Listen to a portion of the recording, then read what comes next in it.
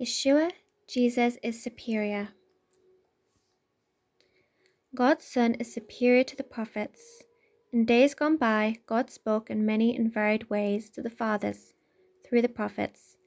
But now in the halleluYah, He has spoken to us through His Son, to whom He has given ownership of everything, and through whom He created the universe. This Son is the radiance of the Shekinah, the very expression of God's essence, upholding all that exists by His powerful word. And after He had through Himself made purification for sins, He sat down at the right hand of Hakadolah Bamarim, the greatness on high. Messianic Jews, Hebrews 1:1-3. Adonai says to my Lord, sit at my right hand until I make your enemies your footstool. Tehillim, Psalm 110:1. This psalm is messianic, which Yeshua himself confirms in Mark 12:35-37. No psalm is referred to more in the Brit Hadashah, New Testament, than this one. Matthew 22:44, 26:64, Mark 12:36, 14:62, and Luke 20:42. Two kings are mentioned, God and David's Lord. David's Lord sits at the right hand of God, which signifies a place of privilege, authority, and honor. Here it includes the promise that his enemies would be fully subdued. The sages identify this one as the Messiah. In the days gone by, God spoke in many and varied ways to the fathers through the prophets. Messianic Jews, Hebrews 1:1. According to Jewish tradition, Malachi was the last of the Tanakh prophets. For the next 4 centuries, the words of an earlier prophet rang true. In those days, Adonai rarely spoke, and visions were few. 1 Samuel 3:1. But now, in the halleluYah, the Tanakh's latter days, which the New Testament regards as already come, 1 Corinthians 10:11, He has spoken to us through the Son. Literally, a son. God speaks not to ancestors long dead, but to us in the 1st century CE through Yeshua. The author of Hebrews suggests that God did not reveal Himself to humankind all at once, but gradually over time has given people the information that they needed to know concerning His existence, His plans and intentions, purposes, and also their redemption. Anyone acquainted with the Old Testament would at once be able to know the different modes, visions, angelic revelations, prophetic words, and events.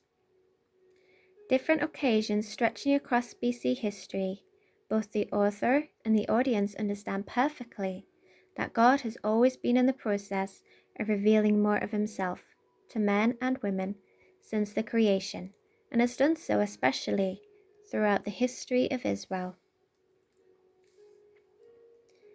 But now in the halleluYah, He has spoken to us through His Son, to whom He has given ownership of everything, and through whom He created the universe. Messianic Jews, Hebrews 1:2. The patriarchs and prophets of Israel are part of a succession of godly persons, whom the Lord used to reveal His will to humanity, which is consummated in the coming of the Messiah Himself.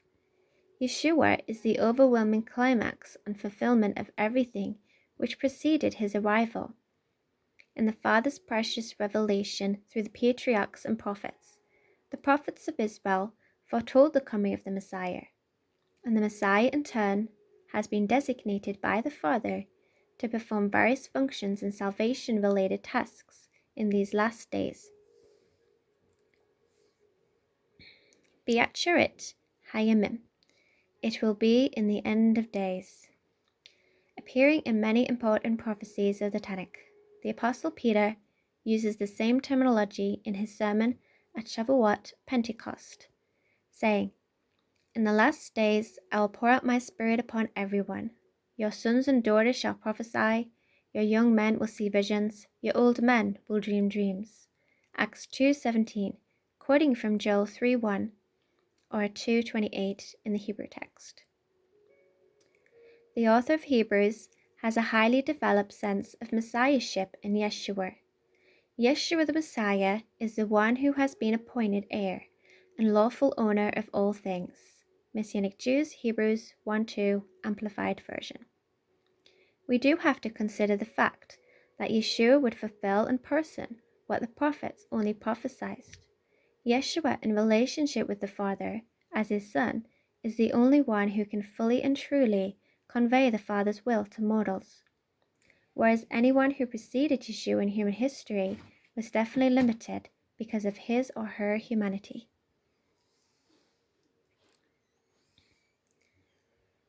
Furthermore, the Father has appointed Yeshua. He uses the verb, implying some sense of timelessness. Paul uses the same terminology to describe his appointment made by God, indicating that it carried major authority. This is why I myself was appointed a proclaimer, even an emissary. I am telling the truth, not lying, a trustworthy and truthful teacher of the Gentiles. 1 Timothy 2:7.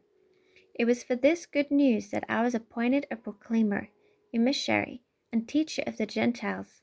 2 Timothy 1:11. Yeshua is the heir of all things. In Romans 8:17 says that we are also heirs, heirs of God, and joint heirs with Messiah, provided we are suffering with him in order also to be glorified with him.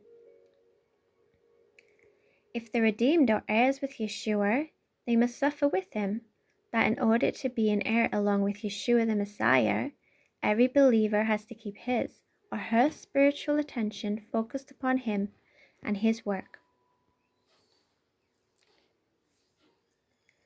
Verse 2 ends with the very important statement that through Yeshua, God created the universe.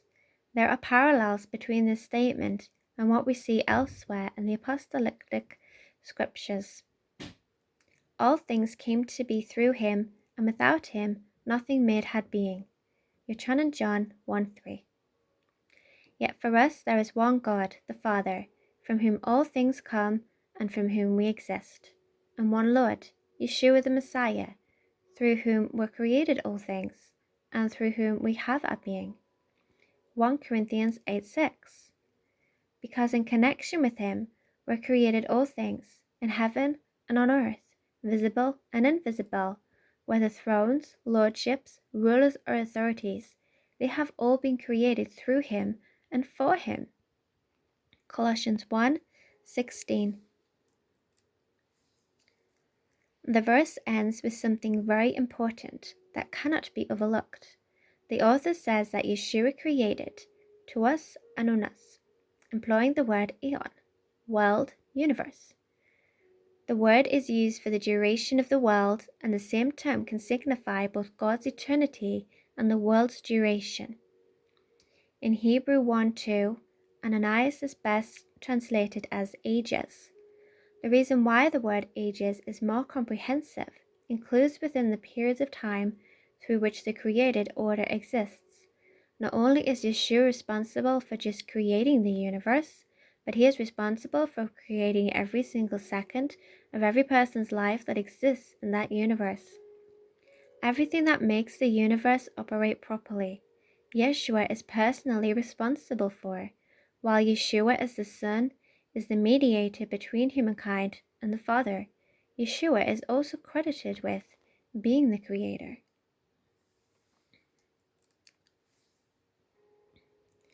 This Son is the radiance of the Shekinah, the very expression of God's essence, upholding all that exists by his powerful word, and after he had through himself made purification for sins, he sat down at the right hand of halleluYah, Bamorim. Messianic Jews, Hebrews 1:3. halleluYah Bamorim, meaning the greatness on high. The author of Hebrews considers Yeshua, the Son, to be in relation to his Father, before he approves his thoughts with some quotations from the Tanakh.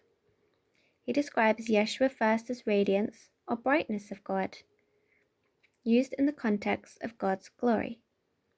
BDAG. Bohr, Danker, Arndt, and Gingrich, Greek-English Lexicon of the New Testament. Defines radiance as effulgence in the sense of brightness from a source. Yeshua the Messiah obviously originates from the eternal Father. Our author further says that the Messiah is the exact imprint of God's very being. New Revised Standard Version.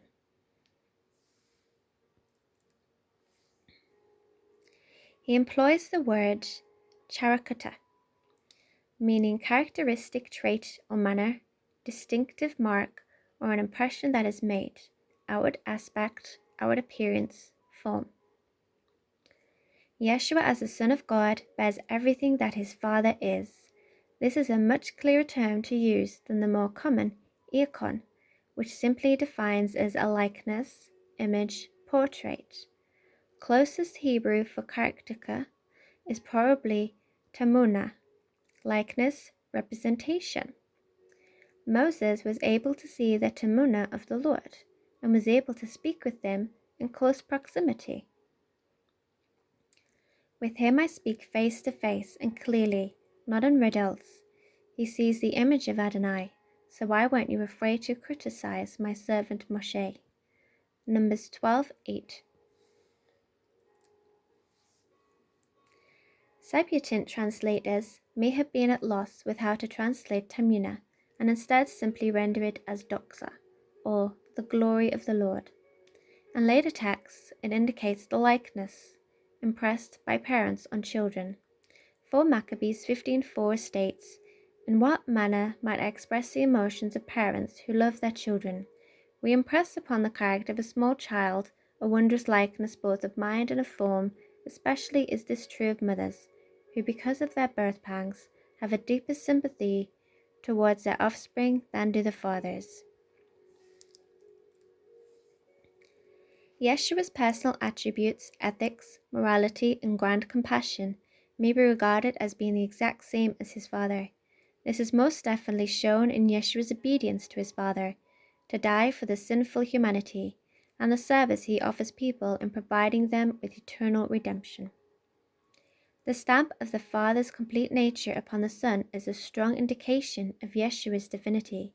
The author testifies the fact that Yeshua is sustaining all things by his powerful word. He employs participle, translated as bearing up, indicating that Yeshua is presently the one who is upholding the creation, meaning that he is presently running the universe.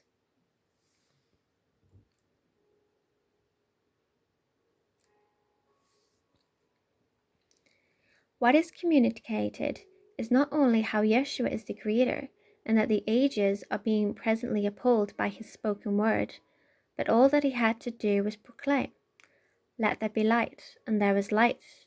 Bereshit, Genesis 1:3.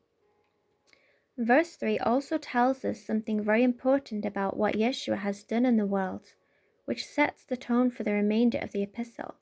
Our author writes, "After he had, through himself, made purification for sins, he sat down at the right hand of Hagedullah Barurim, the greatness on high." Describing the act of redemption, he uses the term katharismos, a later form of katharos, meaning clear of dirt, clean, spotless, unsoiled. The term is used in the LXX to describe the defilements of sin and the purification that is provided for the people. Exodus 29:37, 30:19, Leviticus 16:19.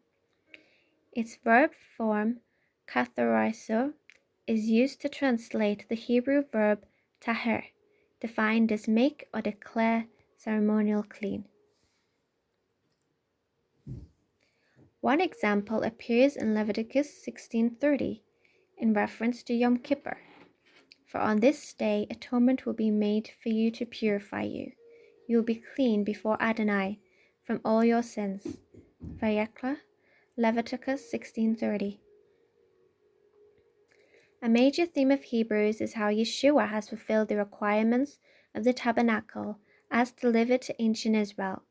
The author says that Yeshua is the perfect sacrifice for sins, has provided the atonement and purification that the Torah requires. With this in mind, he can confidently say that he sat down at the right hand of the Majesty on heaven, using terms such as the greatness on high or Gadula Bamarum. Is a very Jewish way of referring to God, but even more important is the author of Hebrews is making an indirect reference to Psalm 110:1, one of the most frequently quoted Tanakh texts in the Apostolic Scriptures. A Psalm of David. Adonai says to my Lord, sit at my right hand until I make your enemies your footstool. This verse is very important because it is used by the apostles to affirm that Yeshua is not only seated at the right hand of his Father in heaven, but also to affirm his divinity.